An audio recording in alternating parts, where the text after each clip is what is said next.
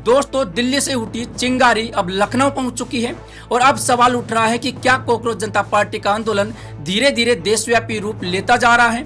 क्या यह सिर्फ सोशल मीडिया का आंदोलन है या अब जमीन पर भी भीड़ दिखाई देने लगी है। दिल्ली में प्रदर्शन हुआ, फिर पुणे में हजारों युवा उतरे और अब बारी थी बीजेपी के सबसे मजबूत गढ़ उत्तर प्रदेश की। लखनऊ के इको गार्डन में आज जो नजारा दिखाई दिया उसने सबका ध्यान अपनी तरफ खींच लिया। 48 डिग्री की भीषण गर्मी, सिर पर आग बरसता सूरज, लेकिन इसके बावजूद हजारों छात्र मैदान में डटे रहे। हाथों में संविधान था, जुबान पर इंकलाब जिंदाबाद के नारे थे और एक ही मांग थी, धर्मेंद्र प्रधान इस्तीफा दो। दिलचस्प बात यह रही कि इको गार्डन में पहले से ही दूसरे छात्र संगठन और अलग अलग परीक्षाओं के अभ्यर्थी प्रदर्शन कर रहे थे। कई लोगों को डर था कि कहीं टकराव न हो जाए, लेकिन ऐसा कुछ नहीं हुआ। अभिजीत दीप के खुद छात्रों के बीच पहुंचे। उन्होंने सिर्फ अपनी मांग नहीं दोहराई, बल्कि वहां पहले से मौजूद छात्रों की मांगों का भी समर्थन किया। उन्होंने कहा कि लेखपाल परीक्षा दोबारा कराने की मांग जायज है, यूपीएससी का स्कोर कार्ड जारी होना चाहिए और जिन शिक्षकों को हिरासत में लिया गया है उन्हें भी रिहा किया जाना चाहिए। यानी आंदोलन का दायरा अब पहले से बड़ा होता दिखाई दे रहा है। उत्तर प्रशासन भी शुरू से ही इस प्रदर्शन को लेकर सतर्क था। कई शिक्षकों को रास्ते में ही रोक लिया गया। एग्जामपुर वाले विवेक सर और रवि सर की टीम को टुंडला जंक्शन पर रोक दिया गया। इलाहाबाद से आने वाले कई शिक्षकों को भी हिरासत में ले लिया गया, लेकिन इसके बावजूद आंदोलन नहीं रुका। अभिजीत दीप ने साफ कहा कि अगर अनुमति नहीं मिलेगी तो हम खुद थाने जाएंगे, क्योंकि शांतिपूर्ण प्रदर्शन करना लोकतांत्रिक अधिकार है। इसके बाद मंच से उन्होंने साफ संदेश दिया, यह आंदोलन अब रुकने वाला नहीं है। अगर जेल जाने की जरूरत पड़ेगी तो सबसे पहले मैं जेल जाऊंगा। यानी पीछे हटने का सवाल ही पैदा नहीं होता। उधर विजेता तैया ने भी सरकार को सीधा संदेश दिया। उन्होंने कहा कि धर्मेंद्र प्रधान के पास अभी भी मौका है, अगर इस्तीफा देना है तो दे दीजिए, वरना 20 जून को दिल्ली के जंतर मंतर पर फिर बड़ा प्रदर्शन होगा। इस बीच आंदोलन सिर्फ इस्तीफे की मांग तक सीमित नहीं रह गया, अब पूरे परीक्षा सिस्टम में सुधार की मांग उठाई जा रही है। पहली मांग है, अगर किसी परीक्षा में देरी होती है तो छात्रों को ऑटोमेटिक एज रिलैक्सेशन मिलना चाहिए। दूसरी मांग है, अगर पेपर लीक हो जाए तो 72 घंटे के अंदर बैकअप परीक्षा कराई जानी चाहिए। तीसरी मांग है, पेपर लीक से प्रभावित छात्रों को आर्थिक मुआवजा दिया जाए।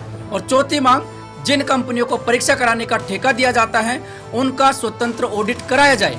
और पांचवी मांग है, अगर परीक्षा ऑफलाइन है तो कॉपियों की जांच भी पूरी पारदर्शिता के साथ होनी चाहिए। उधर छात्रों का गुस्सा नीट पेपर लीक तक सीमित नहीं है। लेखपाल भर्ती, यूपीएससी, एसएससी और कई परीक्षाओं में देरी और गड़बड़ियों को लेकर भी नाराजगी लगातार बढ़ रही है। युवाओं का कहना है कि हर साल सपने टूट रहे हैं, लेकिन जवाबदेही तय नहीं हो रही। यही वजह है कि यह आंदोलन अब सिर्फ एक परीक्षा का मुद्दा नहीं रहा, बल्कि पूरे भर्ती और परीक्षा सिस्टम के खिलाफ एक बड़े अभियान में बदलता जा रहा है। पुणे में हुए प्रदर्शन के दौरान भी अभिजीत दीप ने साफ कहा कि अब हिंदू मुस्लिम की राजनीति नहीं चलेगी। युवाओं के रोजगार और परीक्षाओं के मुद्दों पर बात होनी चाहिए। और अब अगला पड़ाव है अमृतसर, उसके बाद बेंगलुरु और फिर 20 जून को एक बार फिर दिल्ली के जंतर मंतर पर बड़ा प्रदर्शन का ऐलान किया गया। अभिजीत दीप पहले ही साफ कर चुके हैं कि अगर 20 जून तक कोई जवाब नहीं मिला तो आंदोलन और बड़ा होगा। यानी एक तरफ सरकार है और दूसरी तरफ लगातार बढ़ता युवाओं का गुस्सा। फिलहाल इतना जरूर साफ हो चुका है कि लगातार तीसरे प्रदर्शन के बाद यह आंदोलन रुकने के मूड में नहीं दिखाई देता और अब सबकी नजर 20 जून के जंतर मंतर पर टिकी हुई। लेकिन इसी बीच सबसे बड़ा राजनीतिक विवाद मीनाक्षी नटराजन के मामले को लेकर खड़ा हो गया है। मीनाक्षी नटराजन की राज्यसभा उम्मीदवारी पहले रिटर्निंग ऑफिसर ने खारिज कर दी थी। कांग्रेस का आरोप है कि उन्हें अपना पक्ष रखने का पूरा मौका तक नहीं दिया गया।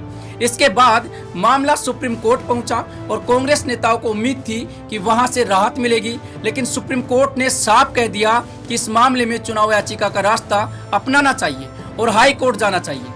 कोर्ट ने कहा कि चुनाव प्रक्रिया के दौरान सीधे हस्तक्षेप नहीं किया जा सकता और संविधान के अनुच्छेद 329 के तहत चुनाव से जुड़े विवादों का रास्ता चुनाव याचिका ही है। कांग्रेस की तरफ से वरिष्ठ वकील अभिषेक मनु सिंघवी और विवेक तनखा ने दलील रखी थी कि मीनाक्षी नटराजन के साथ गंभीर अन्याय हुआ है। उनका कहना था कि जिस आधार पर नामांकन खारिज किया गया वह पूरी तरह विवादित है और इससे चुनाव लड़ने का अधिकार प्रभावित हुआ है, लेकिन सुप्रीम कोर्ट ने राहत नहीं दी। इसके बाद खुद मीनाक्षी नटराजन सामने आई। उन्होंने कहा कि उनकी नाराजगी सुप्रीम कोर्ट से नहीं है। उन्होंने कहा कि अदालत ने कम से कम उनकी बात सुनी और फैसला दिया।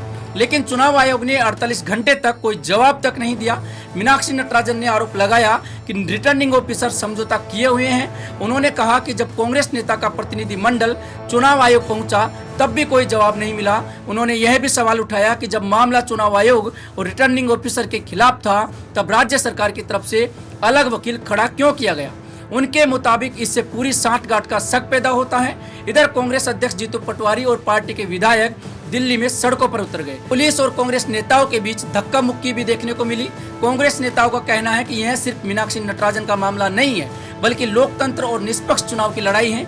अब कांग्रेस का आरोप है कि अगर किसी रिटर्निंग ऑफिसर के फैसले के खिलाफ तुरंत प्रभावी कानून की राहत नहीं मिलेगी और चुनाव याचिकाओं में 2-3 साल लग जाएंगे, तब तक पूरा कार्यकाल निकल जाएगा और न्याय का कोई मतलब नहीं बचेगा। यही वजह है कि कांग्रेस लगातार इस पूरे मामले को लोकतंत्र और चुनावी व्यवस्था से जोड़कर बड़ा मुद्दा बना रही है और आने वाले दिनों में इस विवाद के और ज्यादा राजनीतिक रूप लेने के संकेत दिखाई दे रहे हैं। वहीं पर दोस्तों, जो अगली खबर है वो राहुल गांधी और कांग्रेस से जुड़ी हुई है। राहुल गांधी सवाल उठा रहे हैं कि अमेरिका के हमलों में 3 भारतीय नागरिक मारे गए हैं, लेकिन प्रधानमंत्री नरेंद्र मोदी और विदेश मंत्री एस जयशंकर की तरफ से एक शब्द तक नहीं बोला गया। दूसरी तरफ देश के भीतर विपक्ष आरोप लगा रहा है कि लोकतंत्र को कमजोर किया जा रहा है और विपक्षी नेताओं के साथ नाइंसाफी हो रही है। राहुल गांधी ने सीधा हमला बोलते हुए कहा कि जब किसी विदेशी ताकत की वजह से भारतीय नागरिकों की मौत होती है तो प्रधानमंत्री को देश के सामने बोलना चाहिए।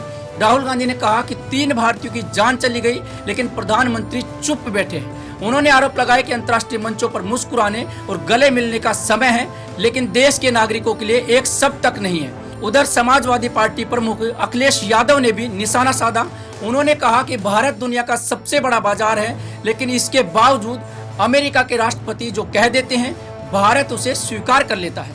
अखिलेश ने तंज कसते हुए कहा कि विश्व गुरु बनने का मौका खो दिया गया है और ट्रंप के सामने पूरी तरह झुकने की तस्वीर दिखाई दे रही है। दोस्तों, इस वीडियो के द्वारा बताई गई 4-5 खबरें आपको कैसी लगी, और अगर अच्छी लगी है तो हमारे चैनल को सब्सक्राइब जरूर कीजिएगा और कमेंट बॉक्स में अपनी राय जरूर रखिएगा। धन्यवाद।